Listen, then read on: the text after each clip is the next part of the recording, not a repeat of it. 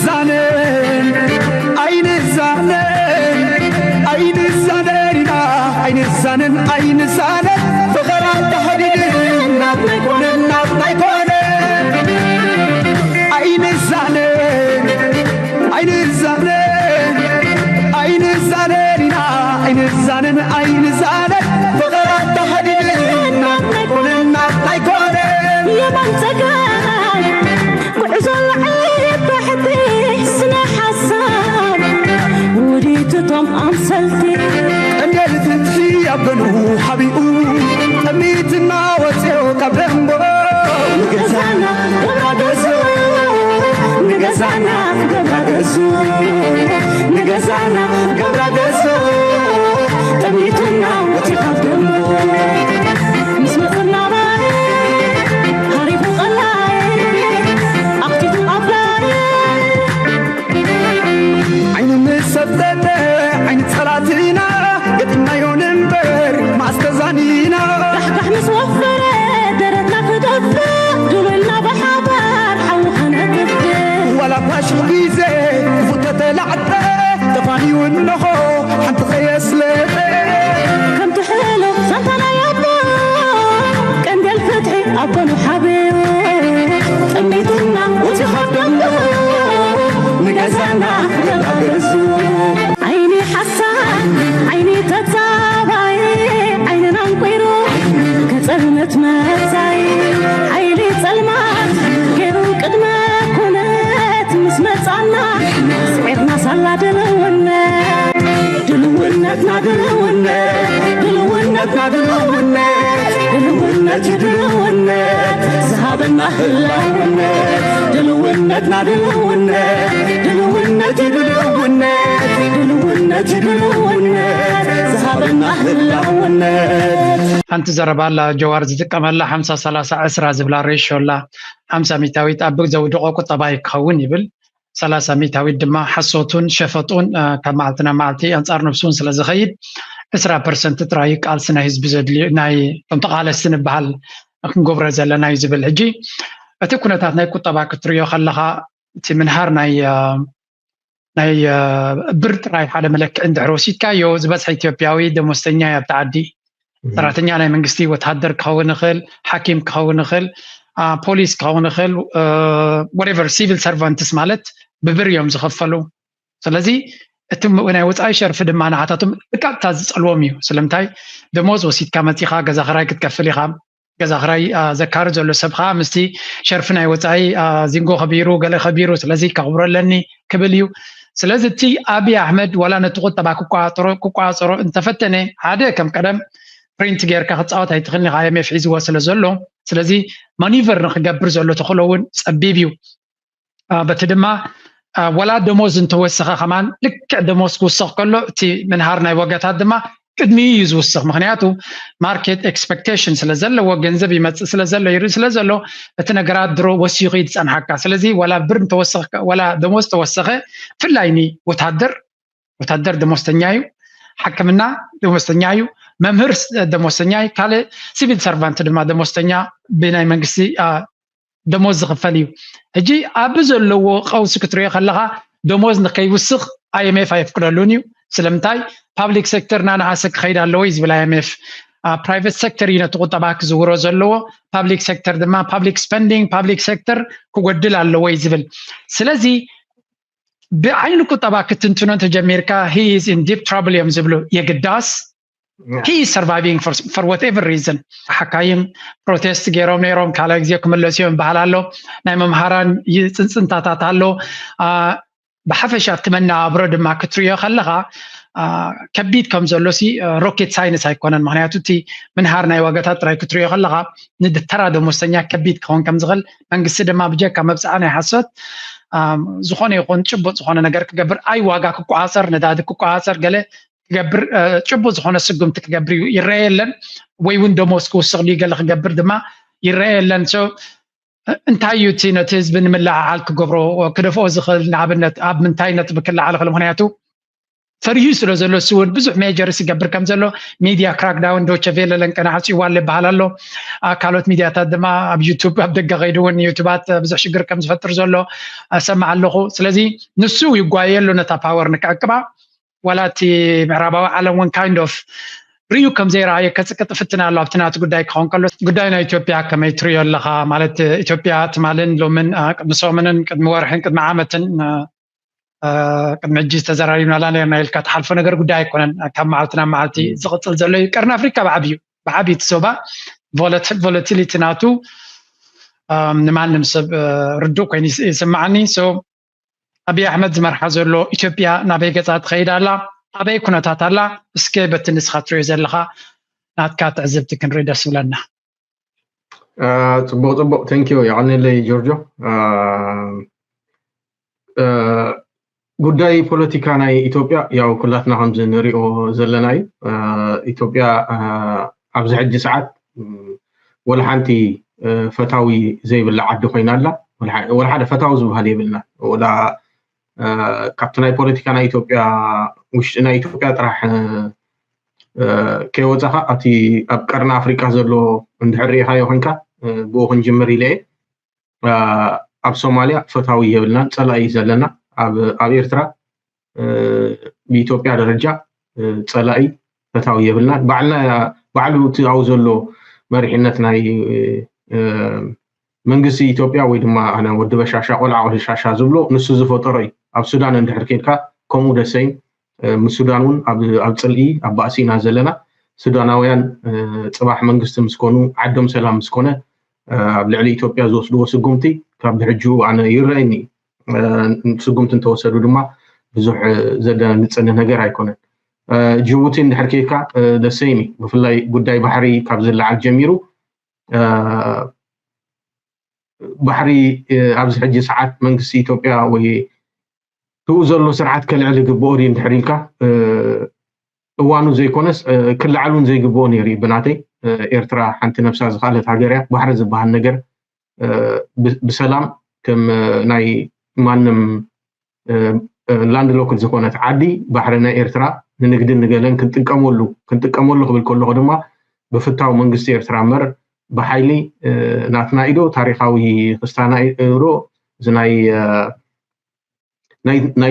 ዩናይትድ ኔሽን ሕጊ ጠቒስካ ክንዲዚ ኪሎ ሜትር ንርሕቕ ኢና ዝብል ነገራት ኣምፂኻ ዝግበር ናይ ባሕሪ ርክብ ፍጹም ተቐባልነት የብሉ ወራሪ እዚ ብጎረባብትና እንድሕር ዳሪኢኻዮ ወላ ሓደ ፈታዊ ዝበሃል የብልና ምናልባት ኬንያ ምናልባት ክትኮን ትኽእል ኬንያ ኣብ ናይ ፖለቲካ ኢትዮጵያ እዚ ዝበሃል ፅልዋ ዘለዋ ኣይኮነትን ኤርትራ ብዙሕ ፅልዋ ኣለዋ ሶማል ከምኡ ሱዳን እውን ከምኡ ብዙሕ ፅልዋ ኣለዎም ስለዚ ዓዲ ብዘይ ፈታዊ ኣትሪፍዋ ኣሎ ማለት እዩ ኣብ ውሽጢ ናይ ፖለቲካ ናይ ኢትዮጵያ እንድሕር መፂኻ ደሰይሚ እቶም ጎረባብትና 3-4 ዓድታት ተባኢስናየን ኣብ ውሽጢ ዓዲ ድማ እንድሕር መፂኻ ሕወሓት ሓደ ነብሱ ዝኸኣለ ዝቃለስ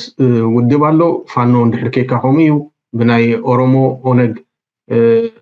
ዝቃለስ ድማ ካልእ ሓይሊ ኣሎ ኣብ ደቡብ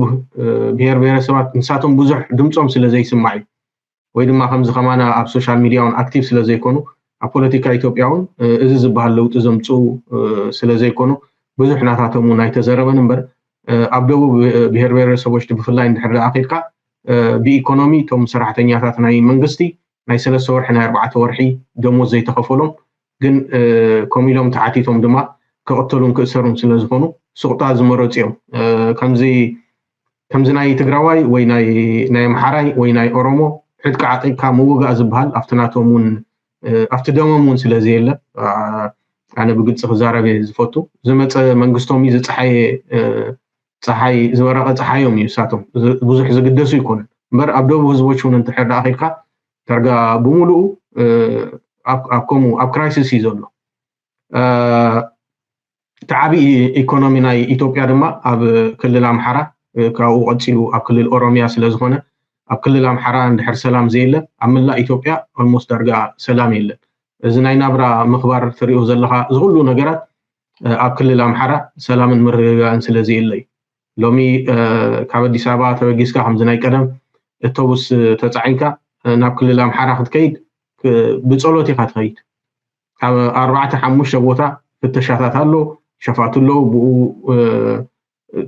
ሰራዊትና ኢትዮጵያ ድማ ከም ዝትሪዮ ዘለኻ ዓቕሚ ዝበሃል ነገር የለን ኣብ መንገዲ ዕድቁ ዓጢቑ ሰላም ከኽብር ኣይከኣለን ስለዚ 00 ኢትዮጵያ ኣብ ሕምስምስ እያ ዘላ ወልሓንቲ ሰላም ዝበሃል ነገር የለን ትሰብ ከም ቀደሙ ናብራ ዝበሃል ነገር የለን አንኤምፕሎይመንት ሬት ርግፀኛ ይኮንኩን ግን ከባቢ 49% ምፍላይ ኣብ ከተማ ማለት እዩ አዲስ አበባ ከም ዝትሪዮ ዘለኻ መእከቢት ናይ ኩሉ እያ ኮይና ኣብ ትግራይ እንድሕር ዳ ኩናት ኣሎ ኩሉ ትግራዋይ ናብ አዲስ አበባ ይስኸይ ክልል ኣምሓራ ቶም ሃፋትም ደቂ ሃፋትም ብምሎም አዲስ አበባ እዮም ኦሮሚያ እንድሕር ኬድካ ከምኡ ቶም ካልኦት ክልላት ከምኡ እዮም ሶ አዲስ አበባ ንባዕላ ኣብ ሽግር እያ ዘላ ብስራሕ ምስኣን መዓት ዝሳቐ ከምኡ ካብ ዝተፈላለዩ ክልላት ናይ ኢትዮጵያ ናብ አዲስ አበባ ዝመፁ እንተ ስራሕ ክደልዩ ድዮም እንተስ ሃፋትም ኮይኖም ኣብቲ ክልሎም ብሰላም ክነብሩ ዘይከኣሉ ናብ አዲስ አበባ ክመፁ ከለዉ ድማ ናይ ናብራ ምኽባር ድማ ኣውትሬኻ ገዛ ክራይ ዲኻ ትብልዎ ስፔዛ ዋጋታቱ ዝኩሉ ዶላር ከም ዝትሪዮ ዘለኻ ኣነ ድሕሪ ለውጢ ንመጀመርያ ግዜ ኢትዮጵያ ከይድ ከለኹ 5,000 ነይሩ ኣነ ቅድሚ ምኻደይ 2,500 ነይራ ኣነ ምስ ከድኩ $100 5,000 ብር ነይራ ተማሊ 170 ኣትዩሎ ዶላር ሶዚ እዝን ወድዝን ኣብ ከምዚ ኣትዩ ብዘይፈታዊ ዝተረፈት ዓዲ ኮይና ኣላ ማለት እዩ ስለዚ እዚ ወዲ በሻሻ ኣብ ዝተፈላለየ ቦታ ነቶም ሚኒስትርታት ሓለፍቲ ኣኪብዎም ክኸይድ ከሎ ኣብ ዝኾነ ሚድያታት ክትሪእዎ ከለኹም እዚ ክስታይ ሕርቃኒ ከም ዝገብሮ ዘሎ እምበር ብሓቂ ኣብ ኢትዮጵያ ዝሰርሖ ነገር ወይ ድማ ለውጢ ዘምፅኦ ነገር ስለ ዘሎ ኣይኮነን ስለዚ ኣባይ ክግደብ ከሎ ሪኢኻ ኢኻ ንባዕሉ ምልክት ናይ ዲፕሎማሲ ናይ ኢትዮጵያ ማለት እዩ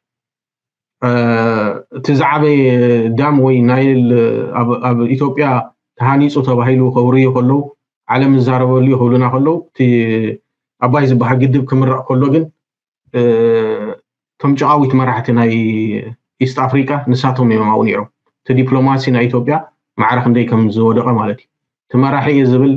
ጠቅላይ ሚኒስትር ኣብይ ዝበሃል ኣብቲ ናይ ኣባይ ግድብ ዝነበረ ምርቓት ትሪኦ ነርካ እንታይ ዓይነት ዲፕሎማሲ which is ከም ኢትዮጵያዊ ኩልኻ ተሓፍረሉ ኢና 00 ኣነ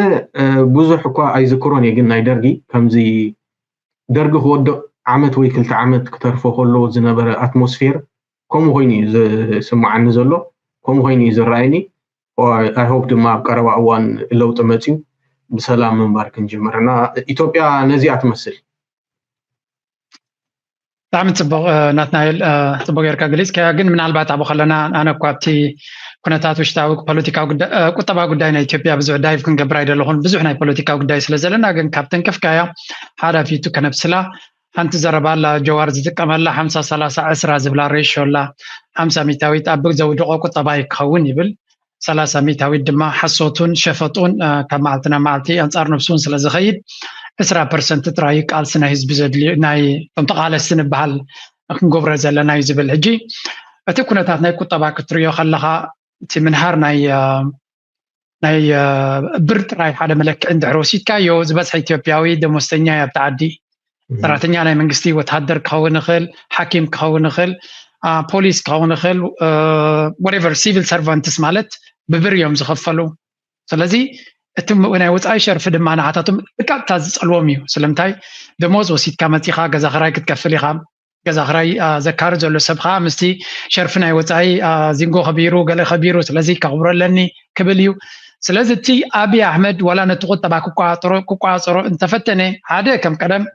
ፕሪንት ጌርካ ክትፃወት ኣይትኽእልኒ ኢኻ IMF ሒዝዎ ስለ ዘሎ ስለዚ ማኒቨር ንክገብር ዘሎ ተኽእሎ እውን ፀቢብ እዩ በቲ ድማ ወላ ደሞዝ እንተወስኸ ከማን ልክዕ ደሞዝ ክውስኽ ከሎ እቲ ምንሃር ናይ ወጋታት ድማ ቅድሚ እዩ ዝውስኽ ምክንያቱ ማርኬት ኤክስፔክቴሽን ስለ ዘለዎ ገንዘብ ይመፅእ ስለ ዘሎ ይርኢ ስለ ዘሎ እቲ ነገራት ድሮ ወሲኹ ይፀንሓካ ስለዚ ወላ ብር እንተወስኽ ወላ ደሞዝ ተወሰኸ ፍላይኒ ወታደር ደሞዝተኛ እዩ ሓክምና ደሞዝተኛ እዩ መምህር ደሞዝተኛ እዩ ካልእ ሲቪል ሰርቫንት ድማ ደሞዝተኛ ብናይ መንግስቲ ደሞዝ ዝኽፈል እዩ ሕጂ ኣብ ዘለዎ ቀውሲ ክትሪኦ ከለኻ ደሞዝ ንከይውስኽ IMF ኣይፍቅደሉን እዩ ስለምንታይ ፓብሊክ ሴክተር ናንዓሰ ክኸይድ ኣለዎ እዩ ዝብል IMF private sector ይነቱ ቁጠባ ክዝውሮ ዘለዎ public sector ድማ public spending public sector ክጎድል ኣለዎ ይዝብል ስለዚ بعين ቁጠባ ክትንትኖ ተጀሚርካ he is in deep trouble يم ዝብሉ የግዳስ he is surviving for whatever reason እንታይ ነገር ይራየካ ንስኻ ሕጂ ሓደ ወታደራት ናቱ ተራ ደሞዝ ከምብሮም ዘይኮነስ ኣብ ከቢድ ውግእ ይዝትዎም ዘሎ ወታደራት ናብ ውግእ ከኣቱ ተቆይኖም ድማ ካብ ደሞዞም ንላዕሊ ካኽትቦም ዘለካ ወይ ሃገራውነት ፍሕፍሕ ዝብል ሃገራውነት ክልዎም ኣሎ which clearly they don't have ምክንያቱ ተወላደ ኣምሓራ ዓድቡ ከቃፅል ሞቲቬሽን ክልዎ ይክእል ተወላደ ኦሮሞ ዓዱ ከቃፅል ሞቲቬሽን የብሉን ስለዚ ቁጠባ ተደመሮት ምንሃር ናይ ዋጋታት ምዃነቲ ሰራሕተኛ መንግስቲ ዘለዎ ጽልዋ በታና ጀዋር ካልኩሌሽን 50 30 10 ዝብላ ከመይ ትሪዩ ኣብ ዝቀረባ ግዜ እንታይ ጽልዋ ክፈጥር ይኽእል ትብሎ ማዕረ እቲ ናይ ፖለቲካዊ ዝግበር ዘሎ ነው ጽበይ ነው ንሪዮ ስለ ዝኾነ እዚ ናይ ቁጠባ ጥራይስካ ክንሪ I think ትክክለኛ ካልኩሌሽን ይመስለኒ ከምቲ እቲ ናይ ጃዋር ዝበልካ ፕላስ ዝበልካ እውን ኮሚ ሓደቲ ولا افتناتاتهم تا دكتور فوتسم تبهل نا ايكونومي ناتو امخاري تገልጾ كلا ولا نسو اب بارلاما ብዙሕ ግዜ ክዛረብ ከሎ ብዛዕባ ቁጠባ ክትሪኦ ከለካ ኢትዮጵያ ክንደይ ዝኣክል ፐርሰንት ያ ናብ ውሽጢ ዓዲ ኢምፖርት ጌራ ዝበሃል ነገር ኣይገልጾን ኤክስፖርት ዝገበርዎ ጥራሕም ዝገልጹ which is $800 ሚሊዮን ዶላር በሃል ገለ ይበሃል 00 ኣብቲ ናጃዋር ባዕሉ ንሱ ዘውድቆ ዘሎ ሓደ ተኩናት እንድሕር ኣብ ሓደ ዓዲ almost ዳርጋ 7 ዓመት ሙሉ ኣብ ኩናት ኣለና ካብ ናይ ትግራይ ኩናት ጀሚርካ ክሳብ ሕጂ ዘሎ እቲ ናይ ሚሊተሪ ኤክስፔንዲቸር እንዳወሰኸ ይዝኸይድ ሶ ንሕና እቲ ደሞዝ ናይ ወታደር ኢኻ ትሪኦ ዘለካ ዳእምበር ሓደ ወታደር ናብ ኩናት ክኸይድ ከሎ ዕጥቂ ክዓጠቕ ከሎ ተሓንቲ ቦምባ ኣነ ኣይ ትክክለኛ ፕራይስ ሕጂ የብለይ ኣብ ናይ ባድመ ውግእ ግን ሓንቲ ፈንጂ ካብ 30 ክሳብ $50 እዩ ነይሩ ዋግኡ ሕጂ ክንደይ ኣቲ we don't know ጥይት ክንደይ ዝኣቱ ዘሎ ንፈልጦ የለና ሶቲ 50% ዝበሎ ባዕሉ ዘውድቆ ዘሎ ንሱ ታልብ ብዛዕባ ናይ ኢትዮጵያ ብዛዕባ ፕራይቬት ሴክተር ዝበልካዮ ኣብ ኢትዮጵያ ፕራይቬት ሴክተር ኦልሞስት ዳርጋ ሞይቲ የለ ምክንያቱ ነጋዶ ዶላር ኣይፍቀደሎምን ነጋዶ እንድሕር ዶላር ዘይተፈቂድሎም ኢምፖርት ክገብሩ እንድሕር ዳ ዘይክኢሎም scarcity ናይ ዶላር እንድሕር ኣብታ ዓዲ እንድሕር ዳ ኣሎ ኮይኑ ዋጋ ናይ ግድን ክውስኺ ነጋዳይ ሽግር ይብሉ ነጋዳይ እንዳሃፍተመ ይስኸይድ ግን ትሑት ናይ መንግስቲ ሰራሕተኛ ቲ ሚድል ክላስ ንባዕሉ እንዳሞተ እንዳደኸመ ይስኸይድ ሶ ካብ ገዛ ኸራይ ምኽፋል ካብ ክሳይ ተወጻኢታትካ ካብ ምሽፋን ወላ ሓንቲ ትሕዞ ገንዘቡን የለ ቶም 30% ቶም ናቱ ደገፍቲ ከምዚ ትሪኦም ዘለኻይ after na Ethiopia economy wala after politica ብሩኡይ ዝግበር ነገራት ዓይኖም ጨፊኖም ንሱ ብዝበሎም ንዓብለናይ ስለዚ በትናቱ ካልኩሌሽን እንታይ ዓይነት ኢኮኖሚክስ ከም ዘንበበ ወይ እንታይ ዓይነት ምክሪ ከም ዝሃቡ ኣይፈልጥን ኢትዮጵያ ድሕሪ 6 ዓመት ካብ ኣፍሪቃ ካልአይቲ ክትከውን እያ ድሕሪ 10 ዓመት ካብ ኣፍሪቃ ቀዳመይቲ ክትከውን እያ ክብለካ ከሎ ንሕና ናቹራል ሪሶርስ ዝበሃል ነገር የብልና ተናብ ኣፍሪቃ ናቹራል ሪሶርስ ዘለዎን ዓድታት እኳስ ከምዚ ኢለን ኣይፈከረን እሞ ድማ ኣብ ኩናት እንሃለና ኣብ ኩናት እንድሕር ኣለኻ ንምሳሌ ሓደ ናይ ኢኮኖሚ ክስታይ ድብሎ ኤክስፖርት ክትገብር ኣለካ ዕዳኻ ክትከፍል ዓዲ ክትምዕብል እንድሕር ዳ ኮይና ቢዝነሱን ኣዝዩ ዋራን ክገብር እንድሕር ዳ ኮይኑ ኤክስፖርት ክትገብር ክትክእል ኣለካ ኣብ ኢትዮጵያ ቡን ኤክስፖርት ክትገብር ኣይትኽእልኒ ኢኻ ምክንያቱ ኦሮሚያ ክልል ጠቕላላ ኩናት እዩ ዘሎ ኣብ ትግራይ ወላ እዚ ሕሞራ ዲኻ ገለ ትብሎ ሰሊጥን ጋልእን ከምቲ ናይ ቀደም ፕሮሰስ ጌርካ ኤክስፖርት ንምግባር ኣሸጋሪ ኩናት መዓስ ይጅመር መዓስ ውዳእ ንፈልጦ ነገር የለ ምናልባት ተናብ ኣብ ኣዲስ ኣበባን ኣከባቢያን ዘለዋ ተናይ ዕንበባ ምህርቲ ንሳተን ክገብር ይኽእል እዩ ካብ ወፃ ግን ወርቂ ምናልባት ናይ ትግራይ ከምዚ ትሪኦ ዘለካ ናይ ትግራይ ፖለቲካውን ሕንፍሽፍሽ ስለ ዝኣተዎ ንሱ ምስ ኢምረት ዘለዎ ርክቡን ወርቂ ኣገዳሲ ስለ ዝኾነ ንዑ ኣበርቲዑ ይሰርሓሉ ኣሎ እምበር ቅድሚቲ ለውጢ ኢትዮጵያ ኤክስፖርት ገብሮም ዝነበረት ሪሶርስ ዳርጋ ኦልሞስት ካብ 50% ንላዕሊ ቀኒሶም የብልናን ወላ ሓንቲ ኤክስፖርት እንድሕር ዘይትገብር ኮይንካ ወላ ሓንቲ የለ ድሕሪ ኢምፖርት ሞር ትገብር ኮይንካ ተዓብየሉ ሚንስ እውን የለ ቶም ደገፍቱ እዚ ክሪእዎ ይደልን ናይ ናቱ አፓርላማ ከይዱ ዝተዛረቦ ኢኮኖሚ በተመለከተ ኢሉ ብዙሕ ግዜ ተዛረቦ ነገር አሎ አስተውዕለሉ ብዛዕባ ኢምፖርት ኢትዮጵያ ክንደይ ሚሊዮንያ ኢምፖርት ጌራ ኣብ ዝሓለፈ ዓመት ንሕሪልካዮ ዝፈልጦ ቁፅሪ የብሉ ክዛረበሉ እውን አይደሊን ምክንያቱ ሲምፕል ካልኩሌሽን እዩ ድሕር ኤክስፖርትካ ውሒዱ ኢምፖርትካ እንድሕር በዚሑ እዚ ኢኮኖሚክስ 101 ወላ ሓንቲ ምዕባለ ዝበሃል ነገር የለን ሃገር ናብ ውድቀት እያ ትኸይድ ዘላ ካብኡ ተረፈት 20% ዝበሎ እቲ ናይ ናታትና ቃልሲ መስለኒ ንሱ ትኽክል እዩ ኣብ ማለት ከምዚ ሕጂ ንሪኦ ዘለና ኣነ ንስኻ ንቃለሰሉ እውን ሶሻል ሚድያ ዓብዪ ኢምፓክት ስለ ዘለዎ ናይ ሓንቲ ሃገር ፖለቲካ ኣብ ናይ ኢትዮጵያ ፖለቲካ ብልፅግና ሚሊዮንስ እኒ ቢሊዮንስ ወላ ገንዘብ ኣውፅኦም ንሕና ብግልና ንንቃለስ ሰባት ጠጠው ከብሉና ኣይኮኑ እዮም ኣብ ናይ ኢትዮጵያ ፖለቲካ ኣብ ሶሻል ሚድያ ንባዕሉ ተሳዒሮም እዮም ኣብ ኢትዮጵያ ብፍላይ ኣብ ኣዲስ ኣበባ ከምዚ ናይ ቀደም ብሕወሓት ዘመን ዝነበረ ከም ድላይካ ክትዛረብ ሰላማዊ ሰልፊ ክትገብር ኣይፍቀድኒ ዘኦልኒ ኣብ ኢትዮጵያ ሰላማዊ ሰልፊ ክትገብረላ ትኽእል ትግራይ ጥራሕ ዘኦልኒ ክልል ኣብ ኢትዮጵያ ንሰራዊትካ ቶም ሰራዊት ሕቶታቶም ዘልዕሉላ ክልል ትግራይ ጥራሕ ካብኡ ተረፈ ኣብ ኢትዮጵያ ከምዚ ኣይፍቀድን እዩ ግን it's a matter of time ሓደ መዓልቲ ህዝቢ መሪርዎ ሰላማዊ ሰልፊ ምውፅኡ ኣይተረፍን እዩ ሓንቲ ሃገር ኣብ ውግእ እንዳሃለወት ትምዕብል እያ ዝብል ኣተሓሳስባ ኣለዎ ንሱ ከምዚ ኣብ ባሌ ዋሻ ተዛረቦ ዝረኣኻየ ንሱ ግን ሓሶት እዩ ሞር እንዳወደቐ ብኩሉ ነገር እዩ ዝኸይድ ዘሎ ኣብ ህዝቢ ወላ ሓንቲ ተቐባልነት ዝበሃል ነገር የብሉን ኣብይ ኣሕመድ ኣብ ኢትዮጵያ ታሪክ ምናልባት ፍቱው መራሒ እዩ ኢለ ዝግምት ኣነ ብፍላይ ብናተይ ዕድመ ዝረኣኽቦ መጀመርያ ክመፅእ ከሎ ሕጂ 100% ተገልቢጡ ብምሉእ ህዝቢ ኢትዮጵያ ፀሊእዎ ዝሪኦ ዘይብሉ መራሒ ኮይኑ ኣብ ፍራስትሬሽን ኮይኑ እዩ ነታ ዝፀልዓ ዓዲ ዝመርሕ ዘሎና I think ተናይ ጃዋር ፐርሰንቴጁን ትኽክል yes ጥራይ እንታዩ እንታይ ይረአየና ኣነ ሶፋር ንሪኦ ዘለና ሰብ እዚ ብዙሕ ሓደገኛ መንገዲ እናኸደ ከሎ ግን ከትሕንዎ ዝፍትኑ ብዙሓት ኣለው ክንምንታይ ተኽእሎ ኣለዎ ሕጂ እውን ክጓየዩሉ ማለት ኣብ ኢትዮጵያ ብዙሕ ዓይነት መራሕቲ ተራእዮም እዮም ኣብ ግዜ ውጥቀቶም ድማ መብዛሕቲ ግዜ ናይ ወፃተኛታት ደገፍ ይጎድሎም ኣሎ ኣብ ይጎድሎም እዩ መብዛሕቲ ግዜ ሞት ናቶም እውን ምስ ናይ ወፃኢ ሓይልታት እውን ዝተሓሓዝ እዩ ምክንያቱ ፉሊ ሰፖርት ናይ ወፃኢ ነይርካ ንሱ እናጎደለ ምስ ከደ ኣብ ግዜ ኢህኣደግ እኳ ካብ ናብኡ ድሓኒ ነይሩ ምክንያቱ ናይ ኢህኣደግ ብውሽጡ ዝመፀ ፍንቀላ ወላ እውን እቲ ፖለቲካዊ ፓወር ድሕሪ መለስ ብዙሕ ክንዛረበሉ ንኽእል ኢና ቁጠባ ናይ ኢትዮጵያ እውን ቱ ሳም ኤክስተንት ወዲቑ ይነበረን ከምዚ ናይ ሕጂ ሽዑ ኢህኣደግ ክወድቕ ከሎሲ ናይ ቁጠባ ቀውሲ ኩሉ ነገራት ከምዚ ናይ ኣቢ ኮይኑ ይፈልጥን እዩ ኣቢሲ ብብዙሕ መለክዒታት ዝፈልጥዎ ሰባት ሃገር ኣብ ሓደጋ ከም ዘላ እዮም ዝነግርዎ ግን ንሱ ስቲል ኣብታ ዘላቶ ኩነታት ፅቡቅ ከም ዘላ እዩ ዝርድኦ ዘሎ ስለዚ ናይ መወዳእታ ኣብዛ ርእስታ ብዓይኒ ቁጠባ what exactly needs to happen ቅድሚ ኣቢ እቲ ህዝቢ ሓፊሉ ክወዞም እንታይ ትሪገር ክገብሮ ይኽእል ነቲ ህዝቢ ትብል ናይ መወዳእታ ርእሲ ባጌርና ንሓልፈ ኢና ምክንያቱ ፀቕጢ ዘሎ ናይቲ ቁጠባ ብኩሉ መንገዲ ንሪኦ ኣለና ኣብ ትግራይ ዘሎ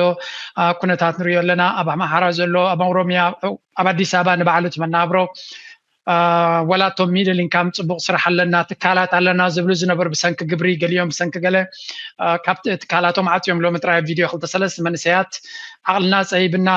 ብምንታይ ክንመውት ገመድ ደሒሸና ወላ ኳሬንቱ ደሒሸና ኢልና ከነማርፅ ንበላ ኣለና ኢላ ሓንቲ ጓል ፍላይ ኣላ ለንቀነ ቫይራል ኮይና ዘላ ከምኡ እናበለት ትዘርብ ነይራ ክልተ ትካላት ነይርዋ ክልቲኡ ዓፅየ ግብሪ ስለዘይከኣልክዎ ኣምላኽ መስገን ሕጂ ተዓፅዩ ከማን ዕረፍቲ ረኺበና በለት ትዛረብ ማለት እዩ ሕጂ እንታይ ከጋጥም ኣሎ እዚኣ 50% ናይ ቁጠባ ትበሃል ዘላ ከተጋጥም ቅድሚ ዝሓለፈ ትዝክሮ እንድሕር ኮንካ ሓካይም ፕሮቴስት ገይሮም ነይሮም ካልኣይ ግዜ ክምለሱ እዮም ይበሃል ኣሎ ናይ መምሃራን ፅንፅንታታት ኣሎ ብሓፈሻ እቲ መነባብሮ ድማ ክትሪኦ ከለኻ ከቢድ ከም ዘሎሲ ሮኬት ሳይንስ ኣይኮነን ምክንያቱ እቲ ምንሃር ናይ ዋጋታት ጥራይ ክትሪኦ ከለኻ ንተራ ደሞዝተኛ ከቢድ ክኾን ከም ዝኽእል መንግስቲ ድማ ብጀካ መብፃዕ ናይ ሓሶት ዝኾነ ይኹን ጭቡጥ ዝኾነ ነገር ክገብር ኣይ ዋጋ ክቋፀር ነዳዲ ክቋፀር ገለ ክገብር ጭቡጥ ዝኾነ ስጉምቲ ክገብር ይረአ የለን ወይ እውን ደሞዝ ክውስኽ ገለ ክገብር ድማ ይረአ የለን እንታይ እዩ እቲ ነቲ ህዝቢ ንምልዕዓል ክገብሮ ክደፍኦ ዝኽእል ንኣብነት ኣብ ምንታይ ነጥቢ ክለዓል ክእል ምክንያቱ ፈሪሁ ስለ ዘሎ እሱ እውን ብዙሕ ሜጀርስ ይገብር ከም ዘሎ ሚድያ ክራክዳውን ዶቸ ቬለ ለንቀና ሓፂዋለ ይበሃል ኣሎ ካልኦት ሚድያታት ድማ ኣብ ዩቱብ ኣብ ደገ ከይዱ እውን ዩቱባት ብዙሕ ሽግር ከም ዝፈጥር ዘሎ ሰማዕ ኣለኹ ስለዚ ንሱ ይጓየሉ ነታ ፓወር ንክዕቅባ ዋላ እቲ ምዕራባዊ ዓለም እውን ካይንድ ኦፍ ርዩ ከም ዘይረኣየ ከፅቅጥ ፍትና ኣሎ ኣብቲ ናቱ ጉዳይ ክኸውን ከሎ ስለዚ ዓይነይቲ ንገመልሲ እታ ናይ መወዳእታ ቃንጫ ሕቁቅ ትሰብሮ ይብል ማለት ክፅዕኖ ፀነካ እታ ናይ መወዳእታ ሓንቲ ቃንጫ ሕቁቅ ክሰብሮ ትኽእል ይበሃል እንታይ ክትከውን ትኽእል ንኣብይ ኣሕመድ እታ ናይ መወዳእታ ፈተና ክትኮነ ትኽእል ኣብዚ ሕጂ ዘለና መድረኽ I think ብኣ ክንጅምር ሞ ናብተን ጠቐስካየን እውን ክንከይድ ኢና ናተይ ኤክስፔክቴሽን ህዝቢ ኢትዮጵያ ሆይሉ ዝወፃሉ ኣብዛ ትመፅእ ዘላ ወርሒ ጉንበት እዩ ወርሒ ጉንበት ኣብ ኢትዮጵያ ምርጫ ክግበር እዩ እቲ ምርጫ ናይ ሓሰቲ ናይ ገሌ ካልእ እሱ ገዲፍና ህዝቢ ኢትዮጵያ ዝለመዶ ነገር ኣሎ ብፍላይ ህዝቢ ኣዲስ ኣበባ ኤቭሪ 5 years ጉንበት ክመፅእ ከሎ ምርጫ ናይ ሓሰቲ ናይ ሓቂ ብዘይገድስ ግን ለሚድዎ እዩ ሶ እዚ ብፍርሒ ተዋሒጡ ዘሎ ብፍላይ ህዝቢ ኣዲስ ኣበባ ከምዚ ናይ ቀደሙ ሰላማዊ ሰልፊ ክወፅእ ከብል እንኳን ተዘይከኣለ ምናልባት እዛ ወርሒ ጉንበት ትመፅእ ዘላ ምርጫ ሰዓታ ትሪገር ፖይንት ንዓይ ኮይና ትስምዓኒ ሽዑ ህዝቢ ምርጫ ክመርፅ ክምዝገብ እዩ ከም ዘይምረፅ ፈልጦ እዩ ወዲ በሻሻ 99.9 ሚእታዊ ህዝቢ ኢትዮጵያ ከም ዘይመርፆ ኣፀቢቑ ፈልጥ ይሱ ትማሊ ድዩ ትማሊ የምርጫ ቀስቀሳ ናይቶም ፖለቲካዊ ፓርቲታት ዝበሃሉ ዝኾነ ክስታይ ቪድዮ ነገር ርየ ነይረ ከምኡስ ዳርጋ ጀማሚሮም ኣለዉ ምናልባት ክሳብ ወርሒ ጉንበት እታ ምርጫ ክሳብ ትመፅእ ባዕሉ ኩናት እንደዘይከፊቱ እታ ኩናት ክኸፍታ ዝኽእል ድማ ኣብ ልዕሊ ኤርትራ ተዘይኮኑ ኣብ ልዕሊ ሕወሓት ኩናት ክኸፍታ ኣይክእልኒ ምክንያቱ ሓደ ኢንተርናሽናል መልክዕ ክትሕዞ ክኽእል ኣለዎ ካልኣይ እቲ ናይ ዓሰብ ዝበሃል ናይ ወደብ ዝበሃል ነገር ኣሎ ነታ ምርጫ ጠጠው ንምባል ምናልባት ቅድሚ ወርሒ ጉንበት ብዓፋር ውግእ ክጅምር ይኽእል እዩ ውግእ ክብል ከለኹ ግን ምስ ሰራዊት ኤርትራ ክዋጋእ ከም ዘይክእል ፈልጦ እዩ ግን ከምዚ መጠቀኒ ነቲ ናይ ምርጫ ወይ ድማ መዐንቀፍ ናይቲ ምርጫ ንምግባር ብዓፋር ኩናት ምጅማሩ ኣይተርፍን እዩ ምናልባት እዚኣ ከይገበራ እታ ምርጫ እንድሕር ኣትያ ኮይና ህዝቢ ኢትዮጵያ ከም ዘይመርፆ ፍሉጥ እዩ ህዝቢ ኣዲስ ኣበባ ከም ዘይመርፆ ፍሉጥ እዩ ኣብ ኩሉ ቦታታት ናይ ኢትዮጵያ ምናልባት ኩናት ስለ ዘለውን ምርጫ ኣይግበርን ይኽብል ይኽእል እዩ እዚ ብኢንተርናሽናል ሃገራት ወይ በቶም ዓለም ለኸ መንግስታት ዝበሃሉ ብኣቶም ድማ ተፅዕኖ ናይ ዲፕሎማሲ ተፅዕኖ ከም ዝመፆ ፈልጥ እዩ ኣነ ናተይ ተስፋ ንሳ እያ በቃ ዘላ ሽዑ ምርጫ እንተገይሩ ድማ ከጭርብ እንድሕር ሓሲቡ ድማ ብፍላይ ህዝቢ ኣዲስ ኣበባ ሰላማዊ ሰልፊ ናይ ምውፃእ ቻንስ ክህልዎ ክእል እዩ ብኡ ገይሩ እቲ ዓቂርዎ ዝፀንሐ ንዓመታት እንታይ ኢና ክንብሎ ብሶት ኣይደኖ ብትግርኛ እንታይ ከም ንብሎ ንሱ ንምውፃእ ኢሉ ከምዚ ናይ ምርጫ 97 ብናትና ኣቆፃፅራ 2005 ብናይ ፈረንጂ ቅንጅት ዝነበረ ምርጫ ሰላማዊ ሰልፊ ዝወፀ ህዝቢ ኣዲስ ኣበባ ምናልባት ሽዑ ክወፅእ እዩ ንሳ እታ ናተይ ሓንቲ ደላ ብኢኮኖሚ ከምቲ ዝበልኩኻ እቲ ኢኮኖሚ ንባዕሉ ጥዋዕዋዕ ስለ ዘበሎ ንዕኡ ንምክሕሓዝ ተባሂሉ ኣብ ልዕሊ ህዝቢ ኢትዮጵያ ብዙሓት ናይ ታክስ ሲስተም እትዩ ኣብ ታሪክ ኢትዮጵያ ሰሚዕናያ ዘይንፈልጥ የጣራ ግብር ዝበሃል ኣሎ እዚ ናይ ዚንጎ ነቲ ገዛኻ መሸፈኒ ዝሰራሕካዮ ቦሎፎንን ዚንጎ ንዕኡ ግብሩ ትኸፍለሉ ኢኻ ብዙሕ ዓይነት ናይ ታክስ ክስታይ የእቲ እዩ ሶ እቶም ሕጂ ስራሕ ስኢኖም ከምዚ ኮይና ዝብሉካ ዘለው ንሱ እዩ ኣብ ሶሻል ሚድያ ተኸይድካ ከምኡ ክንደይ ዩቱባትን ክንደይ ፌስቡካትን ምዕፃው ኖርማል ኮይኑ ካብ ዝገርም ነገር ካብኣቶም ሓደ ኣነ ፌስቡክ ከመይ ከም ዝሰርሕ ኣነ ንስኻ ንፈልጦ ኢና ዩቲብ ከመይ ከም ዝሰርሕ ንፈልጦ ኢና ቅድሚ 3 ዓመት 4 ዓመት ዝፀሓፍክዎን ዝሰራሕክዎን ፕሮግራም ተደልዩ እዩ ሪፖርት ዝግበር ናተይ ፌስቡክ ሕጂ ሱቕ ኢለ ክስታይ ዘብሎ ዘለኹ እምበር ኣክቲቭ ኣይኮነን ኣብ ሶሻል ሚድያ ድማ ከም ተቐዲመ ዝበልኩኻ ተሳዒሩ ስለ ዝኾነ ነቶም ንዕኡ ኣንፃሩ ዝኸዱ ብምሉኦም ኣብ ምዕፃው ብፍላይ ስፔሻሊ ምርጫ መፅውን ስለ ዘሎ ኩናት እንድሕር ከፊቱ ብሶሻል ሚድያ ከም ዝሰዓር ስለ ዝፈልጥ ኣብ ሶሻል ሚድያ ዝወስዶ ስጉምትታት ኣሎ ታ ኣብ ኢትዮጵያ ትሪገር ፖይንት ለውጥ ከተምጽያ ዝብላ እንታይ ያናት ከተዓትያ ናትና ፌስቡክ ወላ ዩቲዩብ ፌስቡክ ኦሬዲ ከም ቀረመ ክጽሕፍ ከብል አይከልኒ አለው ቃላት ክመረጽ ክእል ኣለኒ ኦኬ ስፔሻሊ ናይ ኤርትራ ዝምልከት በአምሓርኛ ጽሕፎም ነገራት ዳርጋ ሁሉም ተደምሲሶም ሶ እዚ ዩቲዩብ ኮሚ ዩቲዩብ ናተይ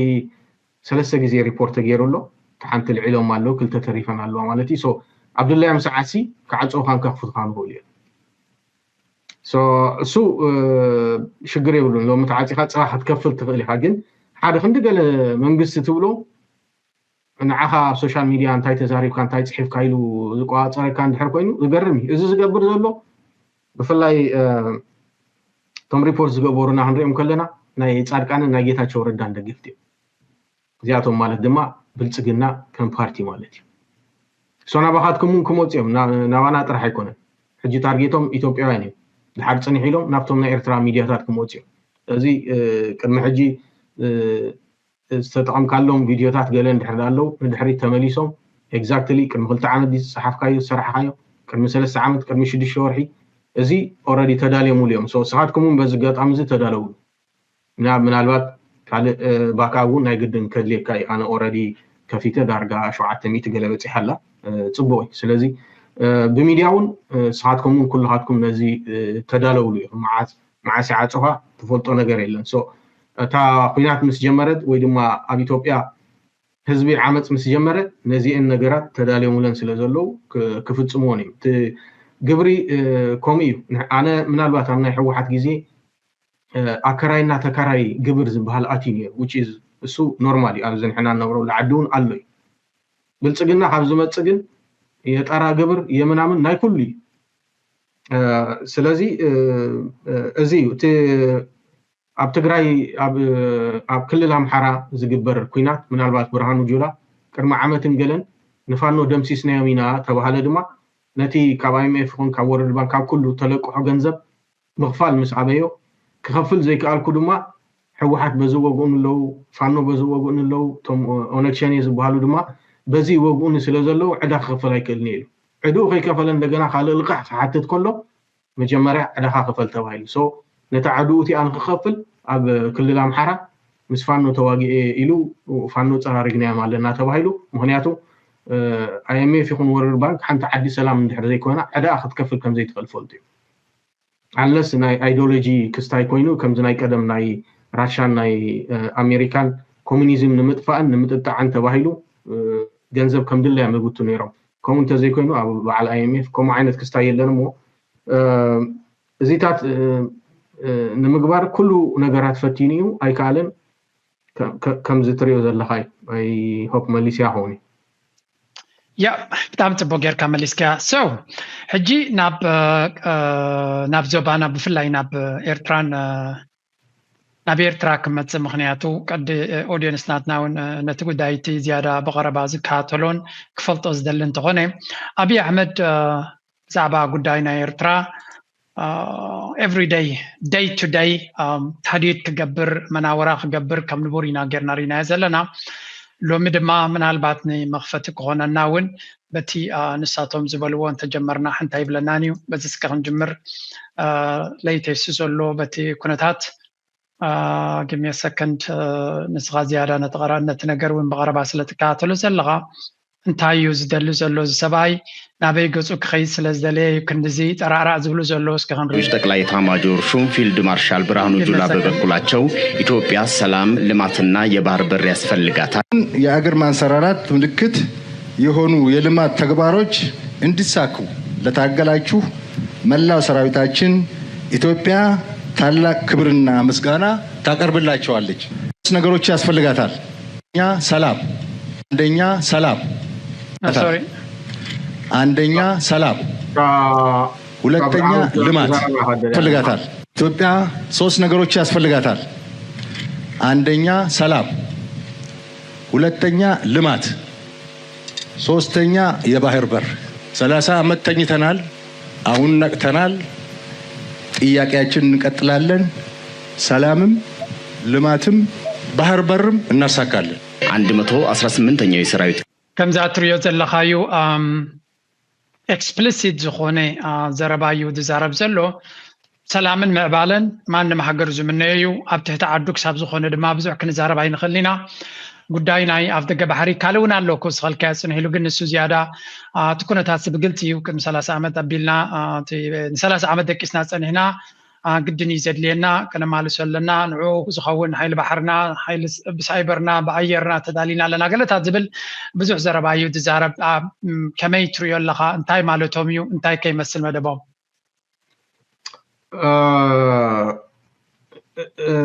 እዚ ብሓደ ወገን ብርሃኑ ጁላ ከምኡ ኢሉ ምዝራቡ ክምስገን ኣለዎ ንምንታይ ይመስለካ በቃ እዞም ሰባት እዚኦም እዛ ስልጣን እዚኣ ፅባሕ ድሕሪ ፅባሕ ክሕደጉ እዮም ድሕሪ 50 ዓመት ድሕሪ 30 ዓመት ድሕሪ 100 ዓመት ናብ ስልጣን እንድሕር መፅኦም እዛ ዘረባ እዚኣ እቶም ናይ ሽዑ ስልጣን ዝሕዙ መራሕቲ ክደግምዋ እዮም ስለዚ ሓደ ስፔሻሊ ንኤርትራውያን ዓብዪ መተሲ ብናይ ትግራይ ትዝሕዝነካ ነገር ግን ሕጂ እቶም ቀደም ናይ ትግራይ ሃፀታት ዝነበሩ በላ ራእሲ ኣሉላ ኣባነጋ ይኹን ወላ በዓል ሃፀይ ዮሃንስ ካልኦት ሕጂ ሰው ኢለ እቲ ናይ ኢትዮጵያ ፖለቲካ ስፔሻሊ ክሳብ ሕጂ ዝመፀ ክሪኦ ከለኹ እዞም ሰባት እዚኦም እቶም ናትና መራሕቲ ሃፀይ ዮሃንስ ኢና ንብሎም ኣሉላ ኣባነጋ ዲና ንብሎም ኢንክሉዲንግ ቲፒኤልኤፍ ከም ውድብ ንባዕሉ ፖለቲከኛታት ናይ ኢትዮጵያ ፅባሕ ወደብ ንምርካብ ትግራይን ኤርትራን ናይ እንዳ ኩናት ከም ዝገብርዋ ከመይ ኢሉ ዘይተረድኦም ኢለ ንነብሲ ሓደ ግዜ ሓተ ምናልባት ምስ ሓደ 2-3 ሰባት ዕሊልና ከምኡን ኢና ከምኡ ተል ሶ ሓደ እቲ ናይ ኢትዮጵያ ኢንተርናል ክራይሲስ ከምኡ ከብሎም ክኢሉ እቲ ሜይን መልእኽቲ ብዚ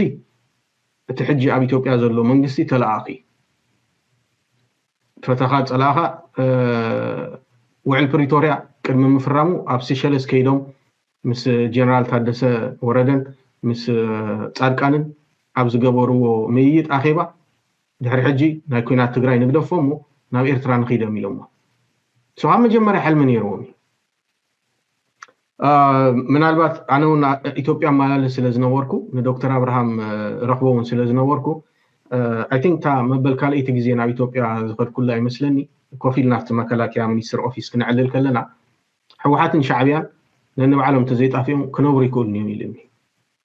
እንታይ ማለት እዩ እዚ ሕጂ ሻዕብያ ንሕወሓት ከጥፍእ ደልሎ ፅባሕ ሕወሓት ድማ ንሻዕብያ ከጥፍእ ምሳና ኮይኑ ክቃለሲ እዚ ዓይነቱ መልእኽቲ ይሕሊፍለይ እዚ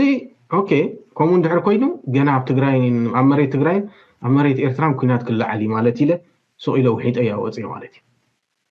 سو حلمهم كومين يرون دابل تسجلنا نحنا نازي تردنا يوم نحنا نازي فلتنا يوم نيرنا مالتي بوجن إيرتراتهم حلفتي تاي جبر تاي بل فلتوا يوم سناتهم سراحي قلنا نحنا كم حدا كم سيتيزن سوي كخصائص كتبوا لها زيوم تحابي إمام نتسمي كلا علامة ينيرو وعلى زي مركونياتهم تماوزن لو بمولهم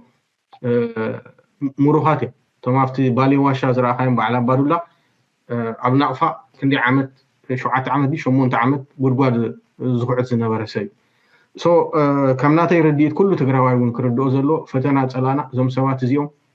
لومي صباح دحر صباح عب سلطان دحر متيوم ودب بحر خدلي مريت تقراين إيرتران دخوينات كجوان سو هاي لسلاسي نيرترا بوبيتوا مريت تقراين مريت إيرتران دخوينات كوي درجبو يرو أجيلو the same كومي نالبات أفويتا زرخبنا الله نحنا كم تجارو عب تقراي دحر درجي تدمسيسو زنبرة شوعات عامتي سو نعي نورمالي جن تحبوا أجندهم زمهان حزنا أنا بدحريو ناكينات نعطوا هينون أيسمع عنا نيرو بقى دحر عجيب سلام كنا برينا أوكي لو تمتين له بزح دم فساسين لن صبوا إلنا تقابلنا جن كلهم كوميو حجي أنا كوميو تردي فاينالي بقى زياتهم دقم صراحة سلطان انت حيزمون كم زي أخام بان ندحري تايبوني قالاي تسمرت حدنة الناي تقراين نا إيرتران سلازوفرهم توشتاوي بوليتيكاوي إيكونومياوي قوستاتهم كم زلو هينو مالي سو منقصات دما كل جزي بكل نجار كورك وخلو كينات كم مفتحين زوستوا سلازي مع البرهان وجلا እቲ ኣብ ኢትዮጵያ ኣጋጢሞም ዘሎ ኩሉ ዓይነት ውድቀት ብኩናቶም ከካሓስዎ ስለዚ ኣንጻር ኤርትራ ናይ ግድም ኩናት ከላዕሉ እዮም ፍሉጥ ኣብ ትግራይ ወገነይ ወላ ንሕወሓት ንደግፍ ዳ እምበር ሓደ ግዜ ኣብ እዋኑ ክውስንዎ ዝግብኦም ውሳነታት ዲምውሳኖም ብጣዕሚ ዝሕረቐኒ ድልውነትና እንዲሁ ማእከል ስሕበትናትና እዮ ክብልና እንዲሁ እዮ ኩልንትና ወትሩ ኣተጠንቀቕ ወትሩ ኣተዳሎ ዓዳም ተጎስጊስካስ ማስሪካሳሎ ወትሩ ድልዋት ሓደ መስርዕ ኮይና ሰጊርናዮ እምበር ኩምራ ፀገማትና ወትሩ ለናገስካስ ክብርታትና መንጋስ ነገርና ዝደሊ ግድሎ ገጢና ዘያተዳሎዮ ዘያተዳሎዮ ክብርታትና ዘሎ ትማልን ሎምን ትማልን ድልዋዲና ኣገብርን ቃልን ትማልን ሎምን ትማልን ድልዋዲና ኣገብርን ቃልን ኣብዝናትና ቀፅሪ ኣብዝናትና ምንባር ድሕሪ ሓሳብ ምፍሳር ብኻዲና ተግባር ትማልን ሎምን ትማልን ድልዋዲና ኣገብርን ቃልን ትማልን ሎምን ትማልን ድልዋዲና ኣገብርን ቃልን ወትሩ ለናገስካስ ክብርታትና መንጋስ ነገርና ዝደሊ ግድሎ ገጢና ዘያተዳሎዮ ዘያተዳሎዮ ክብርታትና ዘሎ ትማልን ሎምን ትማልን ድልዋዲና ኣገብርን ቃልን ትማልን ሎምን ትማልን ድልዋዲና ኣገብርን ቃልን እንትማልን ሎምን ጽባሕ እውን ተዝኾነ ዝዳለ ዜጋምበ የብልናን ዝዛነ ትማልን ሎምን ትማልን ድልዋዲና ኣገብርን ቃልን ትማልን ሎምን ትማልን ድልዋዲና ኣገብርን ቃልን ትማልን ሎምን ትማልን ድልዋዲና ኣገብርን ቃልን ትማልን ሎምን ትማልን ድልዋዲና ኣገብርን ቃልን ትማልን ሎምን ትማልን